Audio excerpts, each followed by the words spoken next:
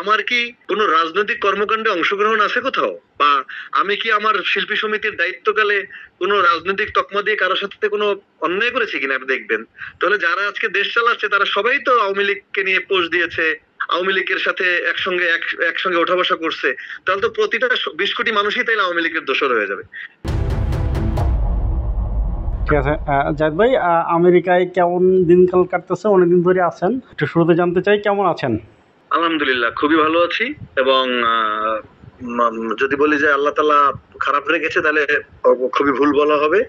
আল্লাহ তাআলা অনেক ভালো রেখেছেন, এবং কি বলবো এটাকে, যে সুস্থতার সাথে আছি, অসুস্থ হইনি, এটাই বড় নিয়ামত, এটাই সবচেয়ে ভালো থাকা। 2-3 দিন আগে ফেসবুকে কিছু জিনিস দেখলাম ভাইরাল হয়েছে, জেমসের সঙ্গে আপনার ছবি, এবং জেমস ভাই আপনাকে জিজ্ঞাসা করছিল আপনার গেঞ্জি, হাফ প্যান্ট, প্যান্ট এগুলো কোত্থেকে কিনছেন, এই জাতীয় প্রশ্ন নিয়ে ফেসবুকে দেখলাম অনেকে স্ট্যাটাস দিচ্ছে এবং এগুলো ভাইরাল হয়ে গেছে। হ্যাঁ, তো এই যে জেমস ভাইয়ের সঙ্গে আপনার যে এই যে সময় কাটানো, এই মুহূর্ত নিয়ে একটু জানতে চাই। জেমস ভাই বাংলাদেশের একজন লিজেন্ড মানুষ, আর আমি বরাবরই সিনিয়রদের সাথে মিশতে পছন্দ করি। যখন শিল্পী সমিতি করেছি তখন ফারুক ভাই, আলমগীর ভাই, সোহেল রানা ভাই, এদের সাথে বসছি, রোজিনা আপা, যারা লিজেন্ড, আমার মত হচ্ছে তাদের কাছ থেকে অনেক কিছু শেখার আছে। আমি শিল্পী এন্ড্রু কিশোর শেষ কৃত্যে আমি কেউ ছিল না, আমি উপস্থিত হয়েছি। তো ওনার মতো একটা রক স্টার, ওনার সাথে শো করেছি অনেকগুলা, লন্ডনে, তারপরে এই ফিলাডেলফিয়া, লাস্ট মিশিগান। তো ওনার সাথে আড্ডাটা আমি খুব এনজয় করি। উনি খুব বন্ধু প্রিয়, যাকে পছন্দ তার সাথে আড্ডা মারে। তো আমরা শো শেষ করে, শো এর আগে অনেক আড্ডা মেরেছি। তখন আমার এই দুষ্টামি করে আমার জামা প্যান্ট দেখে দাম সরি কোথেকে কিনেছি এগুলো জিজ্ঞেস করেছে। জিজ্ঞেস করতেই পারে, সে আমি তার কত ছোট ভাইয়ের মতো। তো সে আমার সবসময় কাজকে সমর্থন দিয়েছে, এবং তার কাছ থেকে আমার এই যে ব্যায়াম করা, সুন্দরভাবে খাওয়া দাওয়া করতে হবে, শরীর ফিট রাখতে হবে, সব সুন্দর সুন্দর উপদেশ দিয়েছে সবসময়। মানে আমি তাকে দিকে তাকিয়ে থাকলাম যে আসলে লিজেন্ড, এরা আসলে মানুষকে অনেক ভালো কিছু শিক্ষা দেয়। এই জন্য মানুষ বলে যে সঙ্গ দোষে লোহা ভাসে। তো তার সাথে আড্ডার প্রতি মুহূর্তটা আমি মিস করি, এবং অনেক কিছু শিখেছি তার কাছ থেকে, আড্ডার থেকে, তার কাছ থেকে। জেমস ভাইয়ের গান তো সবারই প্রিয়, তো ওনার কোন গানগুলো আপনার বেশি ভালো লাগে? মাকে নিয়ে গান, কোথায় আছে কেমন আছে মা, যেহেতু আমার মা নেই, আগে বুঝতাম না, এখন মায়ের গানটা আমাকে টানে, পাগলা হাওয়ার গানটা টানে। ওনার তো সবই গান অন্যরকম। তারপরে আসবার কালে আসলাম একা, যে গানটা আমি স্টেজে পারফরমেন্স করি, মান্না ভাইয়ের মনের সাথে যুদ্ধ ছবির গানটা, এগুলো আমাকে প্রচন্ড পরিমাণে টানে। ব্যক্তিগত জেমস, মানে ব্যক্তি জেমস ভাই আসলে কেমন? জেমস ভাই অনেক ভালো, উদার মন, ভালো মানের মানুষ। এই জন্য উনি একটানে এত বছর কেরিয়ার টানতে পারছেন। উনি খুবই মুডি, ওনার যাকে পছন্দ হবে তার সাথে উনি আড্ডা মারবেন, কোনো অহংকার কাজ করে না। উনি বাচ্চা হয়ে যান, এবং উনি হাসেন, মজা করেন, উনি ভালো পরামর্শ দেন, খুবই কথায় কথায় খুব উপদেশমূলক পরামর্শ দেন। ওনার সাথে সঙ্গ দিলে মানুষ যে কোনো ভালো কিছু শিখবে। জাহিদ ভাই, আপনি তো দেশে থাকতে সিনেমা করতেন, বিজ্ঞাপনে অংশ নিতেন, নানা ধরনের কালচারাল মুভমেন্টের সঙ্গে ছিলেন। তো আমেরিকায় এই সময়টা আসলে এই যে সিনেমার মধ্যে নাই, সিনেমাকে মিস করেন কিনা? সিনেমা হইতেছেই কয়টা বাংলাদেশে? বাংলাদেশের রাজনৈতিক পট পরিবর্তনের কারণে এখন কাজবাজও অনেকগুলো ঝামেলা, মানে সবারই। এখন সব শিল্পীরাই তো দেখি আমেরিকামুখী, আর আমি তো এখানে বসে নাই। আমি Friday night with Zayed Khan ঠিকানায় শুরু করেছি, প্রতি মাসে 2টা করে শো করতেছি। আমি একমাত্র নায়ক পুরা বাংলাদেশের ইতিহাসে, যে পুরা আমেরিকা থেকে বিভিন্ন দেশের বিভিন্ন স্টেটে শো করে বেড়াচ্ছি। এবার এটা কখনো কোনো নায়ক আগে করতে পারেনি। মানে স্টেজ শো এরকম বিভিন্ন স্টেটে আগে শুধু শিল্পীরাই করতো, সেটাকে আমি প্রতিষ্ঠিত করে আমি বিভিন্ন স্টেটে এবং বাঙালিদের, প্রবাসী বাঙালিদের কাছাকাছি যেতে পারছি, এক এক স্টেটের মানুষের মন মানসিকতা দেখছি, এগুলো আমাকে আবেগ আপ্লুত করে। আমি কাজ করছি বিভিন্ন স্টেটে, নিউ ইয়র্কের শো গুলোতে অংশগ্রহণ করছি। আমি যেটা বাংলাদেশে ছিলাম, হয়তো সিনেমাটাকে অবশ্যই মিস করি। সময় সুযোগ হলে আবার সিনেমায় ফিরবো ইনশাল্লাহ, অসুবিধা নেই। উপস্থাপক হিসেবে নতুন যাত্রা শুরু করলেন, এই অভিজ্ঞতাটা কেমন কেমন লাগছে আপনার কাছে? অনেক অনেক কঠিন কাজ, এটা ইজি না। আমি কথা অত উপস্থাপক না, বাট এখানে যারা আছেন, বিশেষ করে ঠিকানার যিনি রুহিন ভাই, মানে ঠিকানার, তারপর হচ্ছে ওনার ওয়াইফ, ওনারা আমাকে প্রচন্ড মানে আমাদের ভাবি, এরা আমাকে অনেক সাহস দিয়েছেন। ক্যাজুয়ালি কথাবার্তা বলার চেষ্টা করেছি, এবং দেখলাম মানুষ গ্রহণ করেছে। এই বাট উপস্থাপনা অনেক টাফ, এটা আমার পক্ষে সম্ভব না। এটা জাস্ট আমি দুষ্টামি করে মজার ছলে করতেছি, যে একটা শিল্পীর সব ক্ষেত্রেই প্রযোজনা থাকা দরকার। ওটা একটা পরীক্ষামূলক একটা কাজ করছি, এবং সমস্ত বাংলাদেশ থেকে আসা তারকাদের সাথে দেখা হচ্ছে, আড্ডা হচ্ছে, এটাই আমি সবচেয়ে এনজয় করছি বেশি সবচেয়ে। ওখানে তো মনে হয় এখন মিনি বাংলাদেশ হয়ে গেছে তারকাদের। হ্যাঁ, এখন তারকাদের উপস্থিতি, এখন সব তারকারা আসতেছে। সবার সাথে দেখা হয়, ভালোই লাগছে। জাহিদ ভাই, আমি যতটুকু জানি যে যারা বাংলাদেশ থেকে আমেরিকা যায় তারা সেখানে সিনেমা নাটক যেহেতু খুব একটা নাই, করতে পারে না, সেক্ষেত্রে অন্য কোনো পেশা বেছে নেয়। তো আপনি অন্য কোনো পেশা বেছে নিয়েছেন কিনা? না, আমি এখন আপনার মাধ্যমে স্পষ্ট করতে চাই, আমি অন্য কোনো প্রফেশনে নাই। আমি শুধুই এখানে ঠিকানায়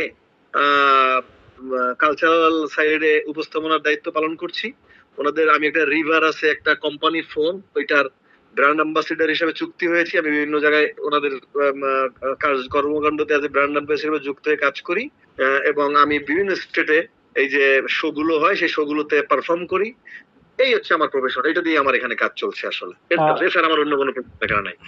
আচ্ছা, তো আমেরিকায় তো ধরেন ওখানে তো হলিউড খুব হাতের কাছেই, তো হলিউডে কাজ করার ইচ্ছা আছে কিনা বা ওই যোগাযোগটা করছেন কিনা? পৃথিবীতে প্রতিটা অভিনেতা অভিনেত্রীর হলিউডে কাজ করার স্বপ্ন, ইচ্ছা সব আছে, আমি তার ব্যতিক্রম নই। কিন্তু আসলে সবকিছুর ঊর্ধ্বে হচ্ছে আপনার লাক।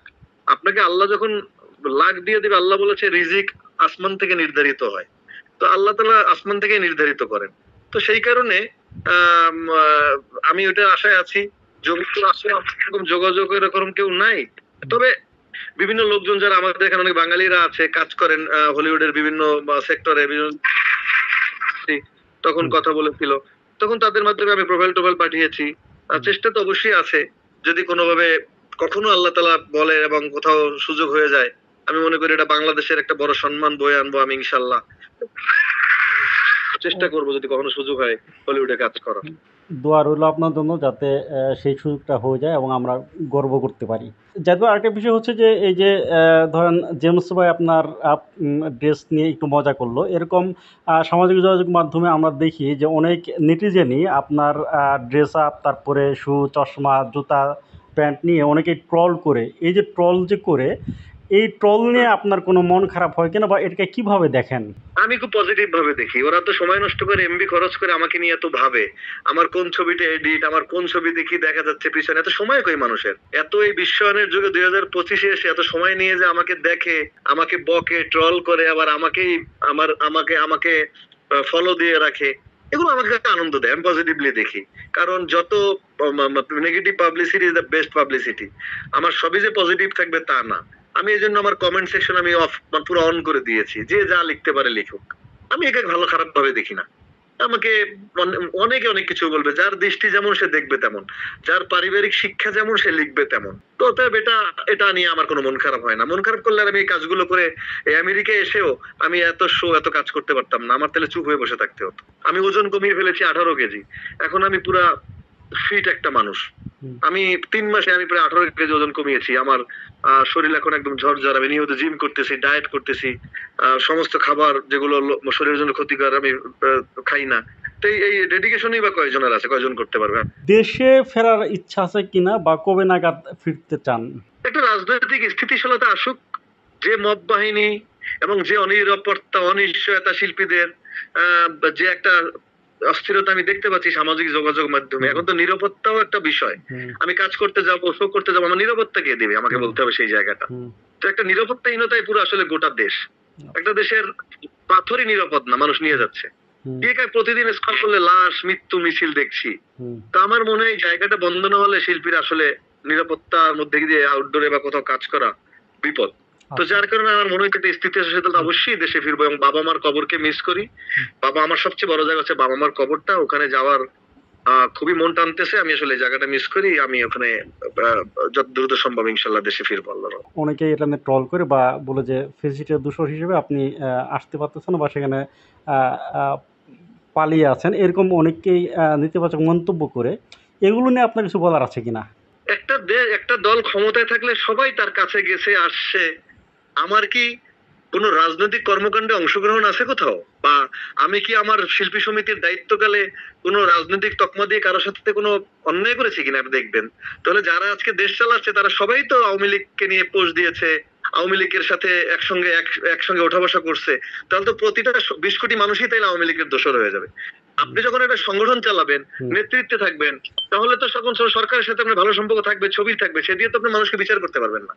আমি সরকারের এমন সুযোগ নিয়েছি কিনা, আমি কোনো কাজ বাগিয়েছি কিনা, আমি কোনো সরকারের প্লট নিয়েছি কিনা, আমি কোনো সরকারি দায়িত্বশীল জায়গা থেকে আমি কোনো একটা ছবি নিয়েছি কিনা, আমি সরকারি কোনো মন্ত্রণালয়ে কাজ পেয়েছি কিনা, এগুলো দেখবেন। তাহলে না আপনি বলতে পারবেন একটা জিনিস। আর একটা এখন এখন একটা তকমা হয়ে গেছে দোসর। তো এইটা তো বাজে কথা। সমস্ত শিল্পীরাই তো একটা সরকারের আমলে, আবার যদি অন্য সরকার আসে তার সাথে কাজ করবো না আমরা? সবার সাথে তো কাজ করবো। শিল্পীদের দল কি লাস্টের দিন শেষে বলেন? শিল্পীরা সবার সবার, আমাকে ডাকবে আমি যাবো না, তাই যদি হতো তাহলে আমি কেন শিল্পী সমিতির নির্বাচিত হয়ে আমি ক্ষমতায় মানে আমার দায়িত্বে আমি নিতে পারলাম না? হুম। আমার কেন কোর্টের বারান্দায় বারান্দায় ঘুরতে হলো? উত্তর দেন আমার। আমি তো হুম, নির্বাচিত সদস্য। এতই যদি বলে থাকে তাহলে আমি তো আমি চেয়ারটাই তো বসতে পারলাম না।